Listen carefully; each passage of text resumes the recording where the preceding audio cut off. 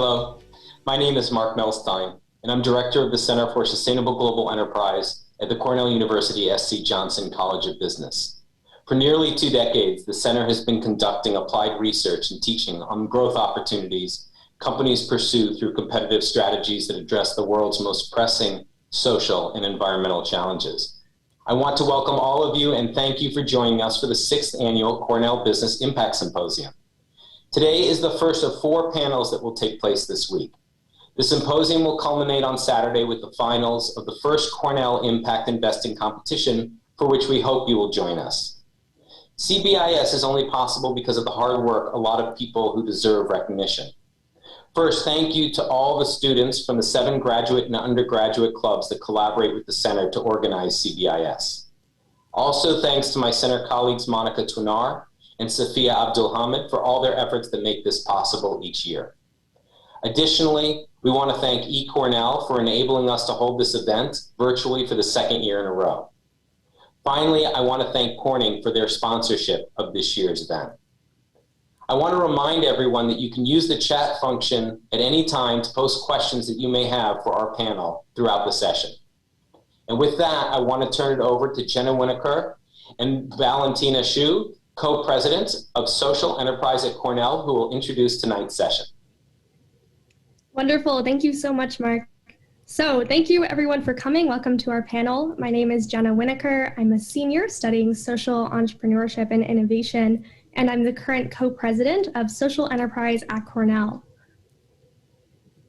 And hi everyone, my name is Valentina Xu. I am a junior studying hospitality and international relations, and I'm also the current co-president of Social Enterprise at Cornell. Our club, Social Enterprise at Cornell, is on a mission to empower students from all backgrounds to explore different career options and impact through education resources, community engagement, and innovative projects. We are here today to learn from the successes and failures of these innovative social entrepreneurs and explore how we may be able to become social entrepreneurs one day. As a brief introduction of the topic, modern social entrepreneurship is transforming the way that we do business, using market-based solutions to address social issues in innovative ways. We are thrilled to present a panel of accomplished and inspiring social entrepreneurs who will share their founding stories and the lessons they've learned. We will cover topics such as equity, scaling sustainably, and more. We are very excited to learn more about how to make a positive impact through social innovation. Now I'd like to introduce our panel moderator and our club advisor, Professor Anka Wessels, and the executive director of the Center of Transformative Action. And I'd also like to introduce each of our panelists. First, we have Musa Pei, the founder of Unipantry, Susan Danziger, the co-founder of the Spark of Hudson and Wally Farms. We also have Scott Tatelman, the co-founder and give back guy for State Bags. And finally, we have Marina Kim, the co-founder and executive director for Ashoka U. Without any further ado, I'll pass it over to Anka. Oh, Anka, you are muted. Sorry about that. Thank you so much, Jenna. And I'm really pleased to be here as the moderator for this exciting panel. I want to just launch right into the questions now. And the first question being that question about your founding story. I think it'd be really interesting for everybody to hear what inspired you to become a social entrepreneur. Was there a defining moment? Was there an aha moment? Or maybe a set of moments? Musa, might you start? Definitely, and thank you so much, Anka, for getting us started today. So before I actually start, in terms of the introduction, I would definitely like to emphasize that I am a co-founder of Unipantry. It is a unit and it is a team of us on a mission to be able to combat food insecurity. And this is one of the issues that presents ourselves today and looking for us to be solved. So that aha moment essentially was walking down Cornell campus one day and recognizing that there was a free food sign. And essentially there was a long line and they had different cuisines and different dishes that really reminded me of back home. And I'm from Senegal. And it was these cultural spices that I was like, wow, like, why is this not apparent and more often? Like, why we don't spot this more often? And what was unique about that situation was that the following week, there was a similar sign that said, the food pantry is now open. And if you looked at the line, there was about one person on that line. And it was myself that noticed that. And that moment, it was quite shocking, because you see that just in terms of the messaging, that the social stigmatization is now putting a barrier around that resource. Mm-hmm. So this was an opportunity for me and my team to now realize that, say, hey, let's do some observation and figure out a little bit more about how can we essentially solve that problem and figure out what's going on there. And that was that aha moment for us. Wonderful. Thank you so much for sharing that and for pointing out the stigma that's associated with being food insecure and the importance of celebrating good food as a way to really nourish and feed people. Susan, might you go next? Thank you. Yeah, sure. So thank you so much for having me here. It's I love the idea of sort of that students and others really want to get into social entrepreneurship.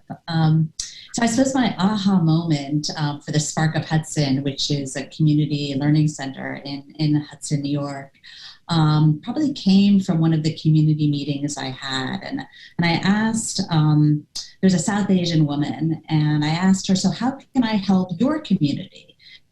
And she stopped me in my tracks, and she said, what do you mean my community? It's our community. And I thought, that was my aha moment, that of course, like I need to build something for all of us. It's not your community and her community and his community, but all of our communities. And so that's sort of been a philosophy I've taken now in terms of building the Spark of Hudson, and all the work I do is building a world in which we all want to live in, not just for one particular part.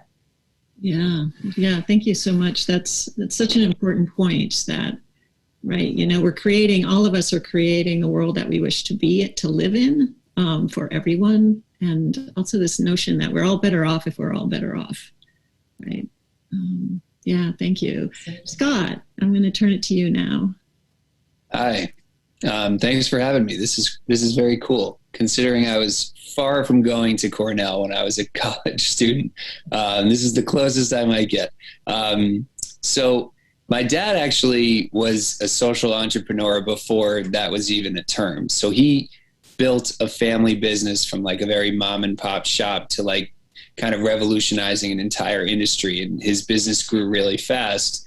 But throughout the whole process of the journey, he was always kind of ahead of his time in the sense that while the business was growing, he was making sure to use those profits and proceeds to support the local community. Mm-hmm. And I was just a kid watching that, and I just fell in love with the idea of being able to build a business that could actually do way more than just make money. Like I never, when we started this company, I was just not interested in the idea of like just making money, growth, and this and that. I was only interested in doing it if we could actually make a genuine impact. So I've been a camp director my whole life. I started 2 nonprofit summer camps, and we still run one that serves kids from the Bronx and Brooklyn, thousands of kids across those neighborhoods. And we started seeing a recurring theme of kids coming to camp and during the school year carrying their stuff in ripped trash bags or shopping bags.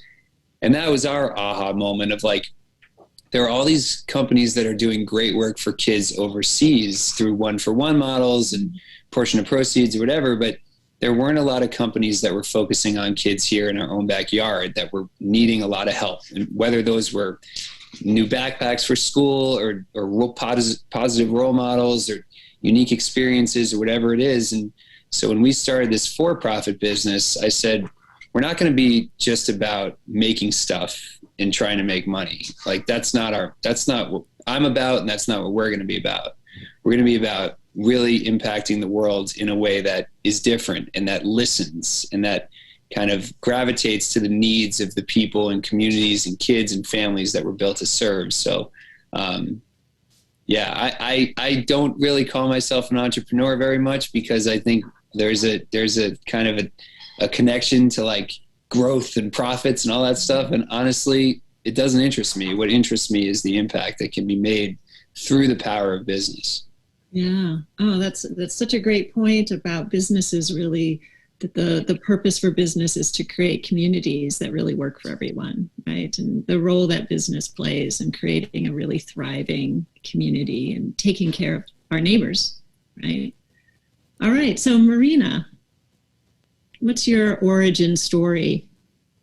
Hello. So I'll just kind of throw out two small vignettes. One, I actually first learned about social entrepreneurship my first week in college when I saw a social entrepreneur speak. So it seems full circle coming back and speaking to students here. I think I didn't know the term social entrepreneur. I'd never heard of it. And somehow for me, it was just a light bulb moment. And scarily enough, this was about 20 years ago. I don't feel that old, but yeah, it gave me a sense of identity and purpose and meaning. It put together the sense of business and the power of entrepreneurship along with social impact and in a non-traditional way. And so that just completely became my nexus of how I was a student and my student journey. And when I graduated, I knew that this wasn't the end, that I still had work to do. And so fast forward a few years, I was at a global organization called Ashoka, which is one of the largest networks of social entrepreneurs in the world. And I was given the opportunity to actually co-found what became Ashoka U. So Musa, double click on the co-founder. It's already hard enough to do any of this work. So I think it's all about co-founder, co-leadership, co-everything. And amazing co-partners. But I was basically identified as an entrepreneur. And so we co-founded Ashoka U as a division of Ashoka. And we were basically told, okay, you have 1 year to pilot this. You get no funding. You have to figure out the funding by the end of the first year, and you have to have systems level change. So I'll come back to the systems level change later in the panel. But just from the perspective of you have a chance, you have a year to prove yourself, go. And I'm very happy to say that Cornell was one of our founding partner institutions. And we've been so delighted to work with Anko Wessels and Mark Milstein and the whole wonderful team of professors and innovators at Cornell. And it's been now nearly a 15-year journey with Ashoka U. Thank you so much. I can't believe it's been that long, but yeah, it's been wonderful working with Ashoka and a real privilege for us here at Cornell to be part of that leading cohort of Ashoka U campuses, Changemaker campuses. So actually what you say also leads into the second question, which is how do we understand what is social entrepreneurship? How would we define it? How do we describe it? How do we talk to others about it? And why do we think it's so important? Why are we so inspired by this work that we're committing so much time towards it? So I want to start again with Musa to answer that question. So I think I would define social entrepreneurship as someone who's looking to solve social issues with entrepreneurial skills. And if you think about what entrepreneurial skills looks like, it's someone who identified a problem and it's coming with some pre-assumption of that problem and issue and looking to solve it. And the only way you can solve that is going through those issues, speaking to those customers, speaking to those end users, and empathizing with them. So I think when you think about just being an entrepreneur, right, you're making a company because you know you have a target audience in mind, have a great product and service, and you match it and you have product market fit. It's the same type of business model. You think about with a business model, but it's taking on a social aspect that can be a global problem. And for Unipantry, that looks like world hunger, being able to combat food insecurity. And what we're doing is taking on a policy and environmental system approach, which is a creative form of trying to produce social justice. And we're using technology and saying that, hey, we have a unique business model where we can generate passive income for low-income families to be able to share their recipes on our platform. Mm-hmm. And that is a way of a unique model of targeting something that you can feel like is a social issue, but then you're using different frameworks to be able to solve that. Yes, excellent. Thank you. Marina, I'm going to turn it back to you before I go on to the other two. I know you've been working a lot in this in the academic space where people are always defining things and making distinctions between social entrepreneurship and social innovation, for instance, and just change making in general. So maybe you could talk a little bit about that. Well, and I'll just speak from Ashoka's perspective. So Ashoka has a very specific perspective, and I think it's helpful to have many different perspectives, and many different people have many long conversations about the definition. But Ashoka's perspective is all around systems change. And so yes, there's elements of business. Yes, there's elements of ventures. Yes, there's absolutely an entrepreneur. There's a powerful idea. But the crux of what Ashoka thinks is the most powerful kind of social entrepreneur is, and I got to do some get involved with some research on Ashoka Fellows. And when you look back, so let's say there's an education entrepreneur, the reality is they usually spend some time in the education system as a teacher before they even plan to be a social entrepreneur.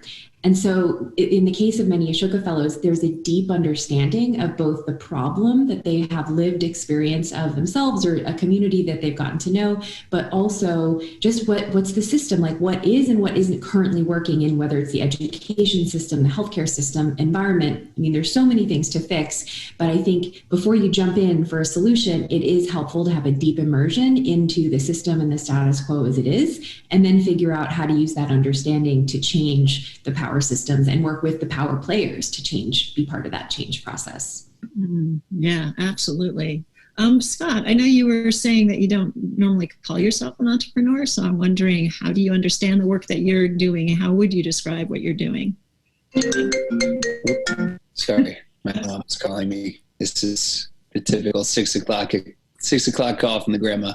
I guess I would say, so I would kind of flip it and say what I don't consider social entrepreneurism, because I think what's happened in the last couple of years, and especially maybe in the last year or so with everything that's gone on, is that there's been a lot of opportunism from businesses and from entrepreneurs who are seeing the opportunity to kind of seize the moment where there's so much need right now. There's so much, the reckoning that has been happening racially and all of these things, and all these brands that are trying to kind of navigate and figure out how to position themselves in the moment has become, there's been a lot of disingenuousness. And that's not to sound negative, and that's not to sound like there are social entrepreneurs out there that are doing unbelievable work for the world. There absolutely are. But what I would define social entrepreneurism is that you go into it with the intention of bettering the world, and that it's not, I'm going to launch this product, and then after I launch, maybe because mission focused brands are getting more popular, maybe we'll figure out what that mission is. You go into it at the onset with the goal of changing the world and reshaping how business is done. And that's something we're really proud of, is that we went into this with the full intention of supporting American kids and communities and families in need in the ways they needed it most. So our authenticity is something that I really pride ourselves on. And I think what's happening in the marketplace right now is that customers are getting really, really savvy as to what's real and what isn't, which I like, because I want the next generation to understand, what business is talking to me right now from a genuine place, as opposed to what business is trying to sneak a social mission in there to get my money. And I think that's become a little bit of a challenge for brands like us, in that, we need to keep leaning into our authenticity and don't forget who we are, because there's a lot of brands out there that are trying to, find the words and find the, kind of purpose behind what they do. But if it's not in your heart, I think that customers are starting to recognize it. Yeah, absolutely. Thank you. Susan, how do you understand social entrepreneurship? I guess I would say that it goes beyond just the bottom line and making money for your investors. It's about creating value in the world, bettering the community, bettering the environment. Just really more than just making money, making a profit. Yeah, excellent. So I love everything that you said, and I just want to sort of summarize a few of these points. Musa, you were talking about empathy and how important empathy is the sort of the foundation from which all of this emerges. It really comes from the heart. And Scott, you were talking about that, like this is the priority, is to transform the world, to change the world, to make the world a better place, to make it work for everybody, right? And in order to do that, we need to understand the systems that Marina is talking about. We really need to understand the systems that are creating these problems, because if we just address the superficial things, we're not actually going to get at the root problems. And Susan, yeah, doing that in a way that's really creating an economy that works for everyone, right? Bettering the community, going way beyond just focusing on the bottom line, but creating an economy that's, ecologically sound and socially just and really works for everyone. So thank you for all of your comments on what social entrepreneurship is and also what it isn't. So I think the next question is about sort of the challenges you face. But before I get to that, we have a question in the chat about how we measure our impact. So if we're all about creating impact, how do we know whether or not we've done that? I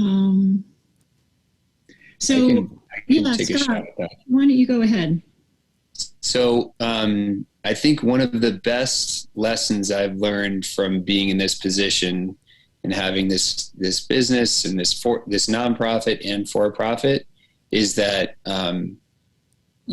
it allows me to have the conversations so I think what we've done really differently is listen. And I was really kind of traumatized by a story that somebody told me when we first started up, in that there was this big corporate group that went into East Harlem for a corporate giving day. And they go in there and they plant these trees and they paint these murals and, they transform the whole school. And at the end of the day, they have this big assembly in the auditorium with all the students and all the teachers and this big corporate group. And they introduce the CEO of the corporation, and he gets kind of this lackluster applause from the students and the teachers. And afterwards, the CEO goes up to the principal and is like, it was kind of like a quiet applause. Like, we were here all day. We did all this work. And the principal turned to him and said, because we didn't need trees and we didn't need murals. We need books. We need more resources for our teachers. But nobody took the time to ask us and to listen and then to act on those conversations and act on those needs. So to answer your question, I think the ultimate sign of impact is that if you can go to the people or the communities that you're looking to serve and looking to better and improve, and you ask them how you can help, and then you execute and you activate the plan, and that plan actually does make a difference. The best form of impact that I have found is when I leave a nonprofit or a homeless shelter or a school or whatever it is, and the executive directors or the principals come up to me, or the teachers or the janitors or whoever it is, and they say to me, wow, you guys came and you listened and then you acted, and it's truly changed the face of who we are and how we're going to move forward. So for me, I'm kind of like an intangible impact guy. I don't do the metrics and the data and stuff as much as I probably should. That impact comes from feeling like the people who we committed to serve and to help tell me afterwards our lives are significantly different because of the things that you came here to do today. And, for me, that's the ultimate sign of impact. Yeah, that's such a great answer, because unlike in your typical enterprise or business setting, your impact is defined mostly by your profit. How did you do that year? It's easily defined.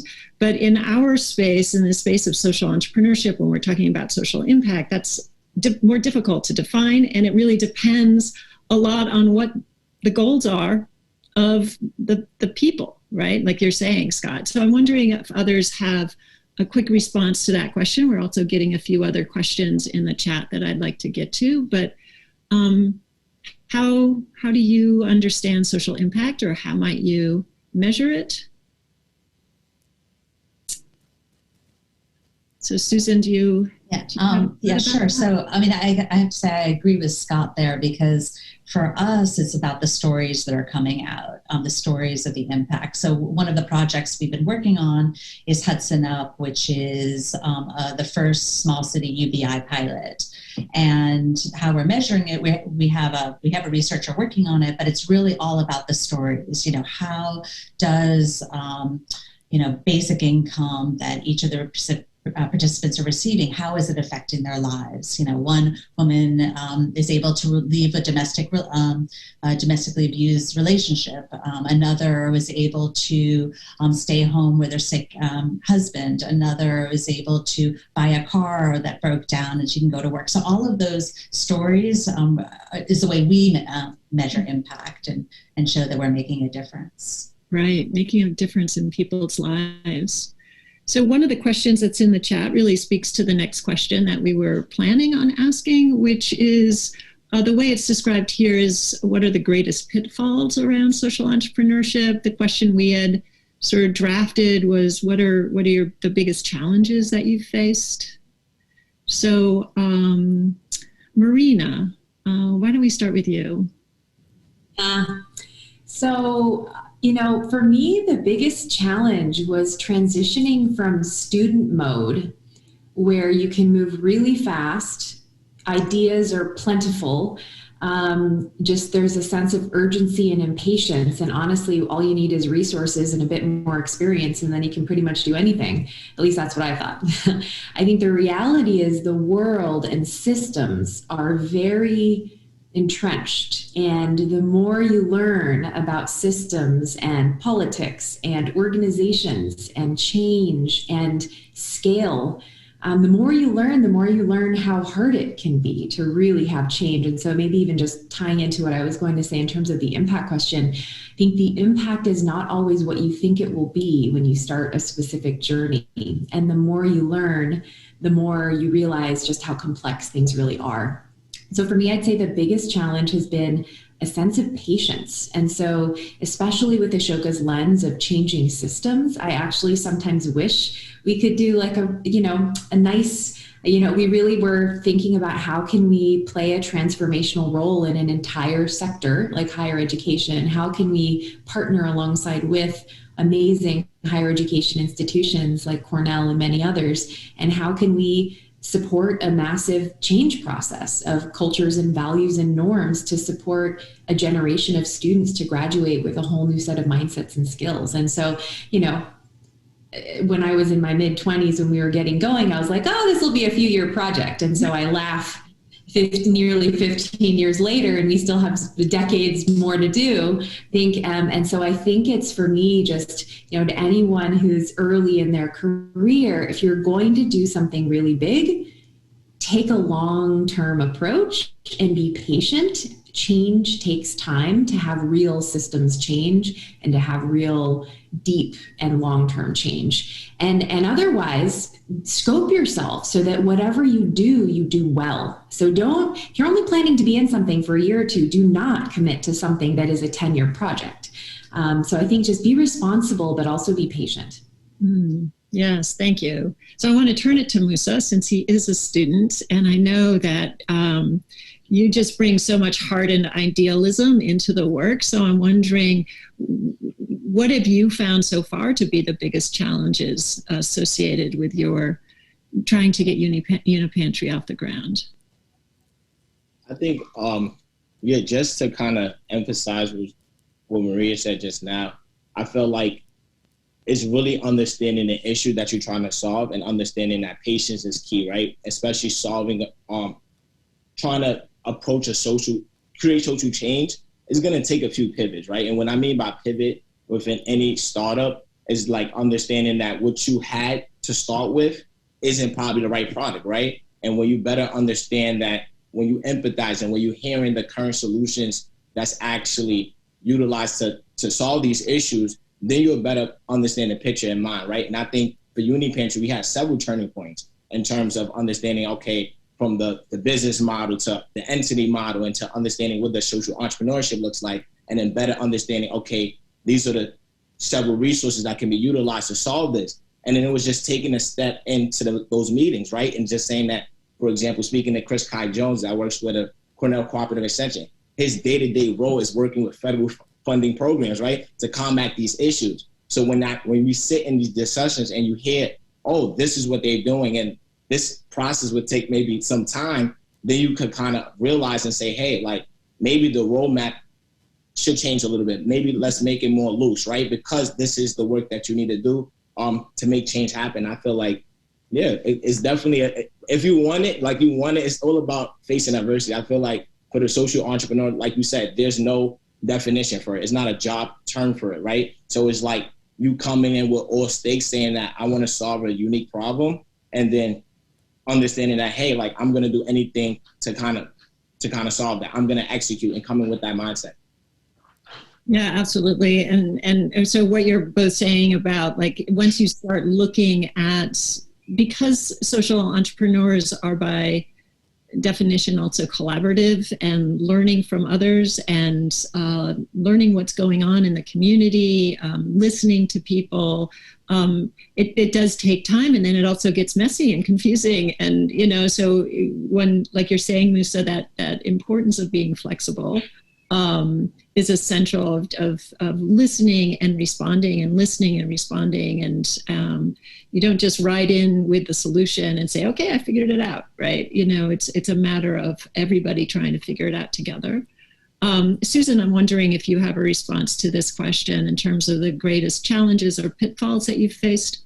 Yeah, I guess I wanted to respond. Maybe I take a different view to entrepreneurship, which is, you know, I think it's okay to go in and try something and fail, and then you learn something, and then you realize, and this is what I guess Musa was saying, you know, you pivot and you try something else, and then you'll fail again, but maybe you'll fail a little less, and then you'll try, you know, so this, and you know, so I don't take, I guess, the systems approach of like this long, you know, we go in, we try things, you know, it's a much shorter time frame, and just, and maybe it's, you know, in terms of like of what I've learned, you know, that in a way it's relearning what you learned at Cornell, which is, you know, you got to be the A, you know, I was like the perfect, like the A student, always going for, you know, the perfect paper. And in a way it's like launching with C+, like, you know, and that's actually what you should be doing. You shouldn't, once you wait for the A, it's actually going to be too late, or things are going to change. You know, you go ahead, you launch, your website is not going to be perfect. That's okay. You launch it, but then you'll learn once you launch, right? So it's this idea of letting go of perfection, being okay with failure, and then just iterating from there. Mm-hmm. Yeah, there's that phrase, we make the road while walking, right? We just start walking, and then we work as we go, and build it as we go. Thank you. Scott, I'm wondering if you could speak to this question of pitfalls and challenges.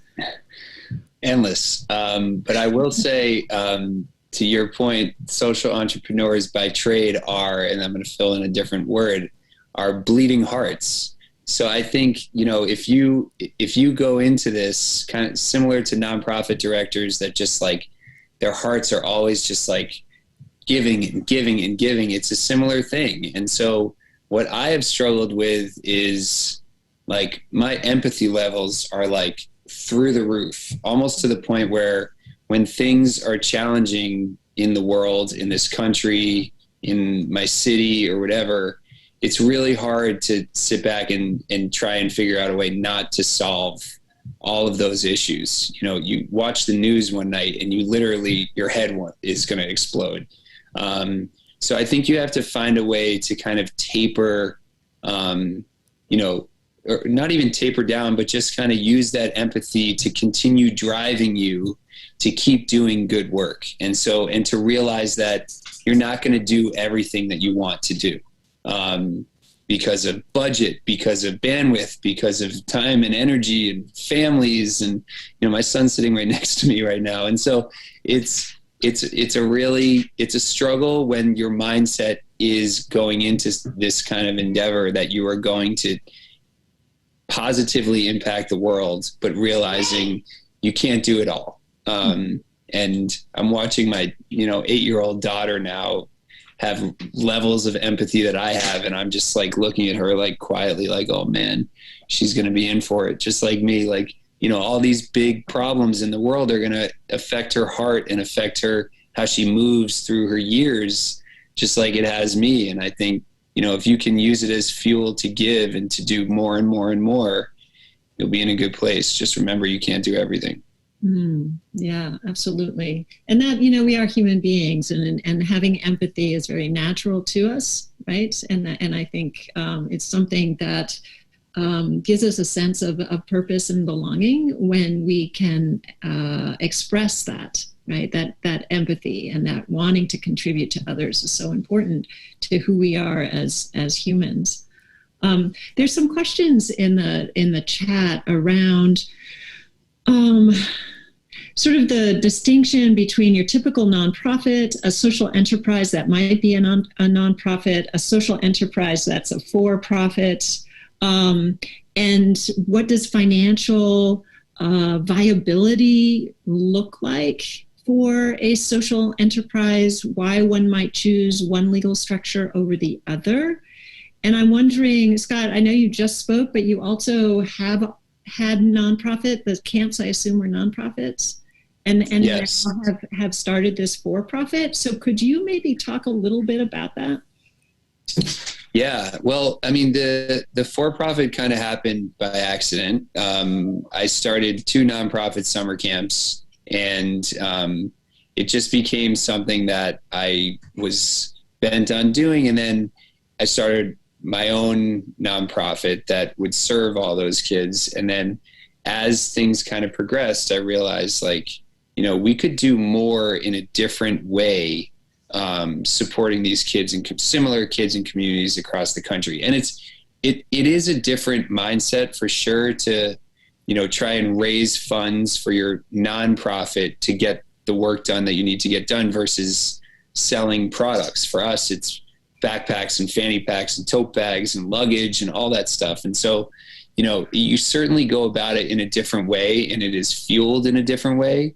But like I was saying before, if you're able to tell your story and your mission and your purpose and what happens with those funds that people's hard-earned money go towards for the for-profit, then, good things happen. And just similarly to my nonprofit, like it's pretty simple. Like, we send 250 kids from the Bronx and Brooklyn and parts of Chicago to summer camp for 1 week. We give them the opportunity that they never would have had. So it's really just, it's a different kind of sell, obviously. But if you can speak authentically to the end result and the impact, as I was saying before, about how it's truly going to change lives and there's no kind of caginess about it, things tend to work out. Yeah, thank you. Musa, so you're addressing food insecurity, which I think most people would sort of think about a solution to food insecurity being in the nonprofit realm. And so I'm wondering why you chose a for-profit. Definitely. So when we looked at food insecurity, as we all know, it's just being able to provide accessibility, affordable and nutritious food options. Those being that low-income families have trouble accessing highly expensive and affordable nutritious food options, those being like healthy food options, for example. And when our initial observation, one thing that we discovered was that over the summertime, the free food in the food pantry, when it's hot, those are good, get spoiled. And the second observation that we noticed was that during our undergrad, those students leveraging the food pantry, if you lack cooking skills, you wouldn't be able to take raw ingredients and turn it into nutritious options. So what we understand was that, hey, the simple problem that we're addressing is the lack of cooking skills, the fundamental knowledge that if you don't have these equipped skills, you cannot get to the point of eating healthy. So it's coming to that recognition that saying, hey, our observation allowed us to focus on a simple problem with the greater intent to be able to combat food insecurity. So we understand that, okay, so how do we do this? Well, from a profit organization, if we want to raise private funding, the business model have to work, right? The business model have to look attractive. But I think from the social entrepreneurs, it's also saying that, hey, if we have a purpose here, it will drive profit. And I think we're standing behind that. So it's just for Uni Pantry, it's saying that, hey, leveraging partnerships, doing things more innovatively, but also understanding that it's the mission, the greater intent here is why we feel like we can still be able to address this social issue at large and at scale. Fabulous. Susan, I'm wondering your feelings on this or your thoughts on this distinction between the for-profit and the nonprofit social enterprise. And yeah, so we had an interesting sort of conflict where, so we own a farm, Wale Farms, that's dedicated to growing climate solutions. So it's all about the climate crisis. And originally we thought, well, maybe we should be a not-for-profit. And then what we started realizing is that we actually wanted to approach it in terms of social equity, so that people who are actually working on the farms, we want them to have ownership in the land itself. Now, when we talk to our tax accountants, they're like, no, you need to make it a not-for-profit because you can get the tax write-off. And I said, no, we actually want to make it a for-profit so that people who work there can actually gain ownership. So we've stuck with a for-profit model. Right. That's such a great distinction that, social entrepreneurship can be about wealth creation and equity in that realm. So wealth creation for everyone. So if everyone is an owner to some degree, then everybody shares in the wealth. So that's fabulous. Thank you. Marina, I'm wondering, so Ashoka works with a lot of social entrepreneurs all around the world who are have organizations in different legal structures. So what have you seen in terms of how people think about the legal structure they should choose, but also what financial viability looks like vis-a-vis social impact?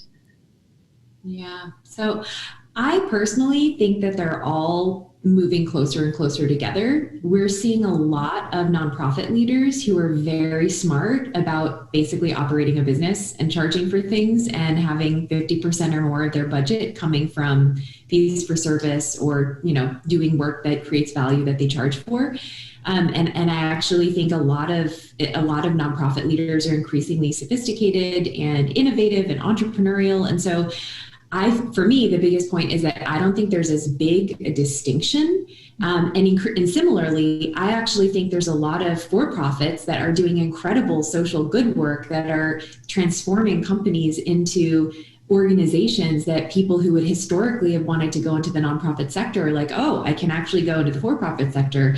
And so a lot of when I speak to students a lot, it's that not all nonprofits are the same. There's like a whole spectrum of levels of innovation, levels of entrepreneurship. And so you just have to look in, between them, but similar with companies. And so for me, I actually think it really depends the issue you're working on, the community you're working with, and their ability to pay. And often that is the way that you back into how much of a business model is there. Is it a totally viable business to operate at 100% fees for service in terms of a for-profit model, or is it really a hybrid model where you do need to subsidize the population you're working with, which means you do need to receive philanthropic grants, which means you do need to have at least be a nonprofit or a hybrid. So I also work with a lot of social entrepreneurs who start nonprofit, convert to for-profit, end up with a hybrid or the other way around. And often if they're doing really innovative work and want to pursue it, they need some ability to receive the grants to do innovative R&D for things that they would not otherwise be able to have a business model for, and then similarly create things that offer value and they can make quite a bit of money. So I think it's a both and it really depends on who you're working with, the nature of the business model that you have, and just kind of if you have a strong philosophical preference, because increasingly people either love nonprofits or hate nonprofits or love business or hate business, and it really just depends on the person.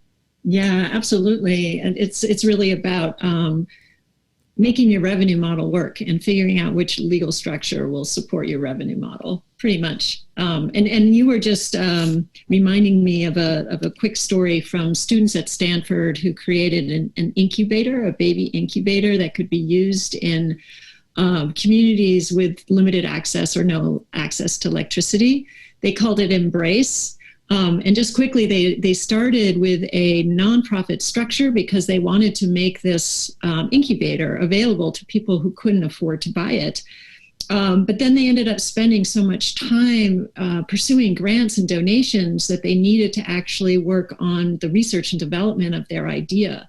So they ended up creating a hybrid model where they had investors in a for-profit that could invest in the research and development and the sale of their product to folks who can afford it, and then a nonprofit structure that they use to educate, to focus on education and providing this product free of charge to people in need. So that's one of the interesting aspects of social entrepreneurship, is you can really sort of patch things together the way I think you were describing. So somebody is asking a question about, are there larger social enterprises that have a long track record? So if you think about the social entrepreneurship space, who are those? Could you describe maybe a few businesses or organizations that are social enterprises that have really been around for a long time? So who wants to grab that question?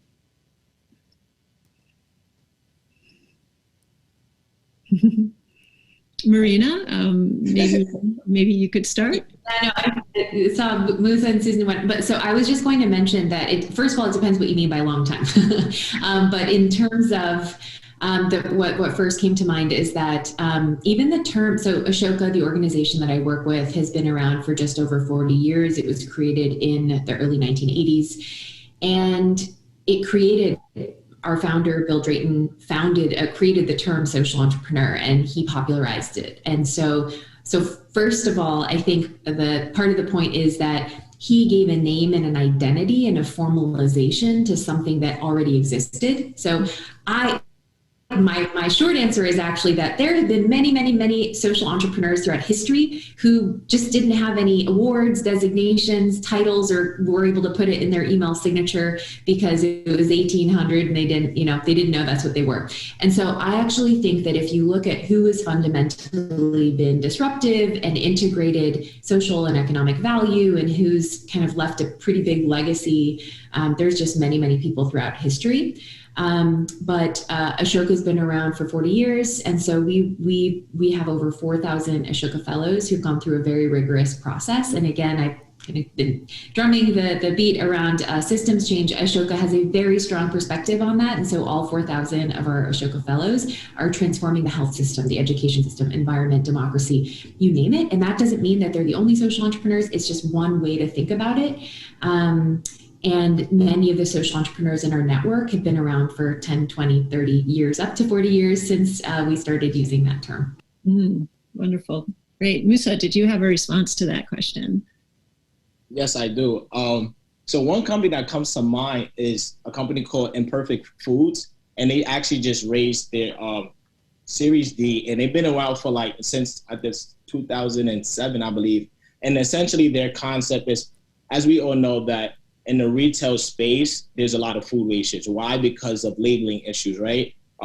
Things in terms of for the consumer, the shelf life can be confused in terms of when you can actually utilize a particular food product, when you actually cook it, sell by date, when to use it by date.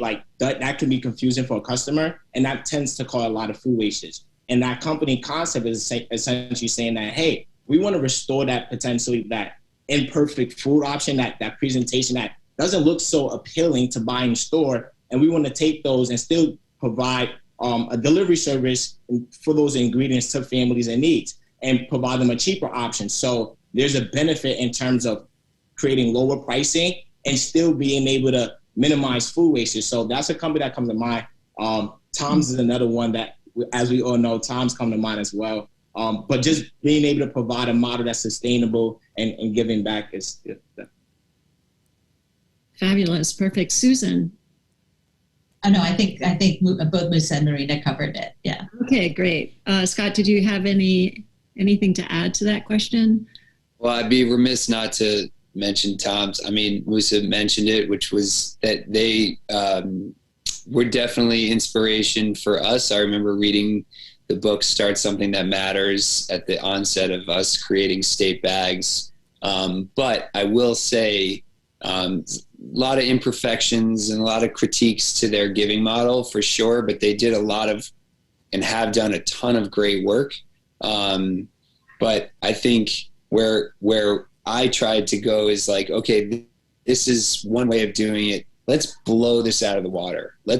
And one of the most frustrating things for us was when we launched the company as a 1-for-1, everyone was like, oh, you're like Tom's. And we were like, no, because if you dig a little deeper and you come to one of our bag drop events and you see what we're doing with these DJs and celebrities and just blowing kids' minds with these unbelievable events and getting them thinking about beating the odds often stacked up against them, you'll realize like, man, nobody is doing it like this. And so you can take a model like Tom's and, you know, God bless him creating the 1-for-1 model, which has launched so many great brands. But then you got to take it one step further, 2 steps, 5 steps further. And so, you know, there's certainly a lot of inspiration out there, but you got to build on it.